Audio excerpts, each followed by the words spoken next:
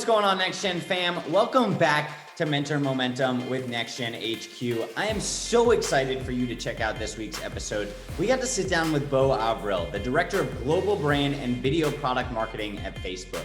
We talk about so many incredible insights in this episode, but one thing that truly inspired me that I am still taking away from my time with Beau was this importance of knowing when to activate on certain connections and understanding that your career is really a marathon, but not a sprint. Beau shares that in his early days in his career, building connections and being able to try and make sales, he realized that there are times when you can go in for the sale and other times when it might be more prudent to wait and activate that connection at a more valuable time for both parties. So that just gives you a taste of the incredible insights that you're about to receive in this episode. I cannot wait for you to check it out. This has been Mentor Momentum featuring Beau Avril.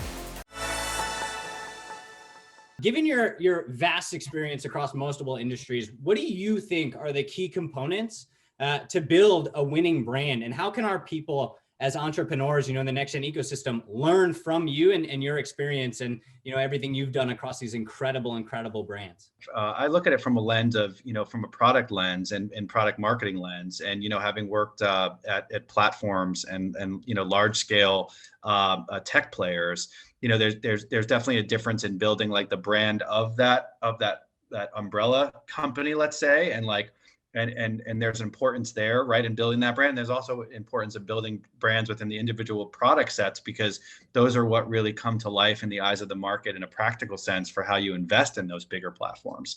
And so my experience building brands in these places is first, I think, having a clear vision on what you want the brand to represent and what is it really solving for in the eyes of the market and the customer. And those two kind of have to meet each other, right? They have to align, because if one is too aspirational and doesn't meet what the market needs are or really solve for a true problem that the market has, it's not going to land. And if it's too much about the market and not enough about where the market is headed and why you're solving for that, then it also doesn't land the same way. So I think that, right, call it product market fit, but also vision together is really the key to help building a brand, especially within the tech space.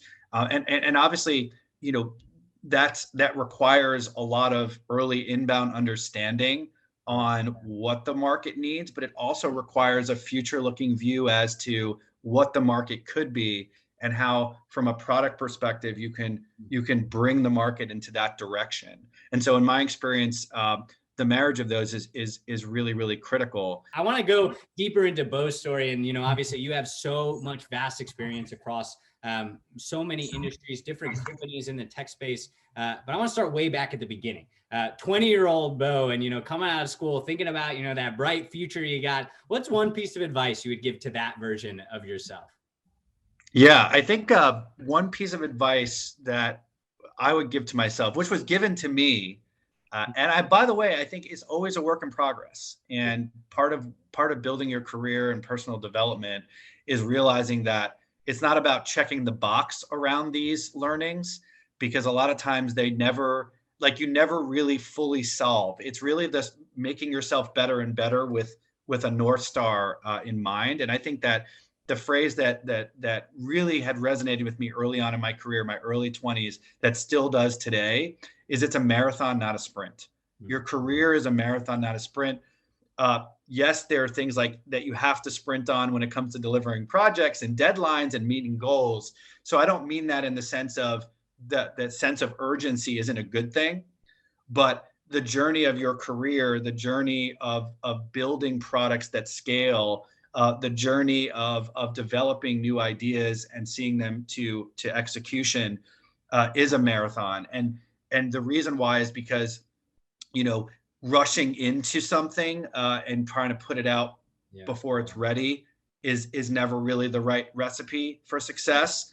But knowing that if in the long term you're doing something that's a win for consumers or brands, that you need to continue to iterate that until you make it great and you make it perfect. And so being patient with that process, listening and learning a lot, knowing that it's not always going to be perfect, and giving it the time to to work is really important.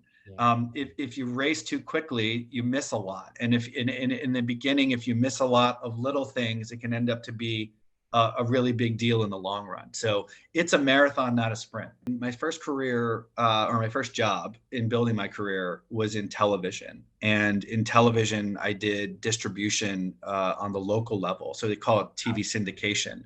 And basically the way this works is you've got 212 US DMAs, and in each one you have television stations, and in each market you've got 5 to 7 stations. I mean, some are actually single station markets for really, really small cities. Yeah. And essentially, as a distributor, the goal was to go in and distribute your programming and maximize the value of that in the local market. And that was very much centered around relationships with each of the people at the TV stations in those markets. And the tendency to go in was to be able to create again, to maximize your portfolio, right? Like any business, you want to maximize the value of your programming, deliver that back to the producers so that you could get that through the license fees, so you could sell ads against the content, and the stations could sell ads against it, and everybody could have an ecosystem that's thriving. What I didn't know when I was younger, though, or realize at first, was that you got to go back and meet with these same people again and again over the period of years. And if you're building a career and you go in too quickly, too hard, not realizing that the one sale that you're making that year is going to impact the way you conduct yourself, the way that you operate, the way that you decide to partner with your customers, is something that is a long-term relationship. And if you move too quickly into that, think too short term, whether it's in the way that you present yourself, your company, the way that you negotiate, the way that you show up, that has long-term implications. And there's probably cases where the go-getter in me said, I'm gonna do my job the best I can, because this year's budget is the one I have to be mindful of. I'll worry about the future later. And I think the lesson is, in many cases, is think about the long term, because ultimately it's a small place, and you're going to want to win and earn the trust of each of these clients over time. And again, not to say that the trust was burned as the example, but it was more the implications of how you approach those conversations are different when you look at the long term versus the short term. And this isn't that much different than what we just talked about marathon, not a sprint, right? If you look at your career, your role, your place in the industry as a longer term opportunity, it's something when you're young you don't think about all the time, but you learn quickly as you move through your career and you get older. I love it, man. I wanna kind of dive in even a little bit further. And I know when we kind of chatted before even jumping on here, you said you've gone through interesting experiences in your life that I feel like make you able to be this incredible leader that you are. And whether it's like moments, stories that you can share now, from growing up that kind of made you such an incredible leader, or even mistakes you made along the way in your career, anything that allows us to be like, wow, man, like this is the energy that I need to channel to be like this incredible guy that I'm listening to. I appreciate the kind words, and I think there's so much more left to accomplish as well. I think that part of what I learned early when I was young, both my parents passed away before I was 16, and I had a lot of early childhood trauma when I was a kid. Moved around a lot, had sick, my parents had been sick, had a lot of like things that normally as a young person growing up, most kids don't have to deal with. And I think what I learned from that experience, or what I constantly take away, are some of the key things you might hear from others that have had early childhood trauma or any kind of trauma, is that like, you have to, be thankful for what you have. You have to feel like every day is a blessing. Yes, that's all true. Easier said than done for anyone. They'll tell you get through life and you realize like those early lessons you can easily forget. But I think what I did pick up from that experience mostly is resilience and the strength to move on and to carry on and to keep going. And I feel like I've applied that in many ways to to the different elements of my career as well, where, getting back on the horse is something we have to do every day. We get knocked down so often look at the pandemic and what's happened to so many people, and so much sadness and grief and pain, combined with also some great silver linings and time at home with the family. I had a baby daughter, and I'm grateful for that, but I'm also sad for a lot of the folks that have had those challenges. But being able to be resilient and move through every day, saying, I'm going to get back on that horse and I'm going to keep moving and keep going and moving forward.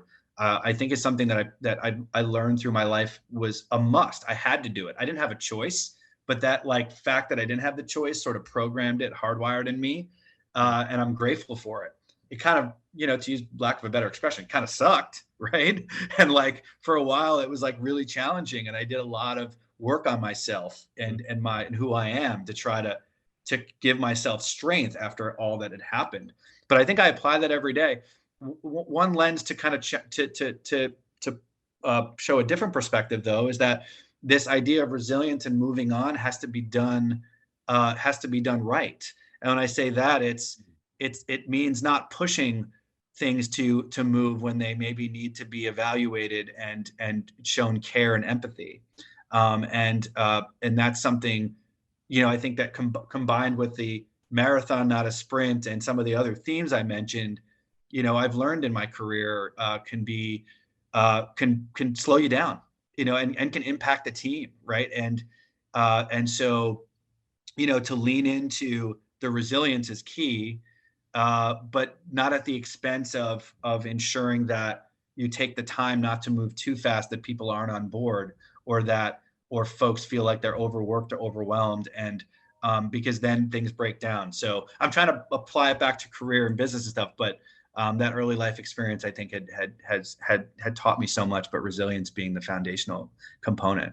One question I'd love to ask at the end is, what inspires you about this next generation? Obviously, you just mentioned you have a brand new baby daughter who is, coming up in this generation. And, as you're thinking about the future, what is something that's inspiring you about, where we're going as a human population? Yeah. I think as a human population, and I would go back a bit to sort of my current career path is, communities are getting much closer together, and the world is becoming so much flatter. And, while there's a lot of elements of that we have to keep a close eye on to ensure that communities, are positive places for growth and development. As a planet, we have so much to look forward to, and how technology and community can really help inspire and move the world into a better place. And I feel like there's so much opportunity, both not only for businesses and individuals and entrepreneurs to thrive with that connectivity and that infrastructure, but also just great things to happen for the world that are inspired by that at the foundation. So that's kind of a broad answer, but I think, technology inspires me a ton, just seeing the innovation that exists. How many new companies are emerging with new ideas and new concepts, making people's lives better, more seamless. The pandemic has shown a light on that in a big way, about how small businesses can emerge and still thrive. And some are still struggling. Obviously, there's certain things that are hard to replicate from home, like going out to restaurants and things that we know are core to our physical society, but our virtual society as well, and community is really one that's bringing individuals a lot of value, and businesses are reinventing themselves and creating themselves. And there's so many new ideas out there. So I'm really inspired about that and what the future holds. That was Mentor Momentum, sharing life and business lessons from incredible leaders. Looking for more momentum? Subscribe to our weekly Momentum newsletter at nextgenhq.com and check out our other podcast, Momentum Audio, on any of your favorite podcast channels. Now that's momentum.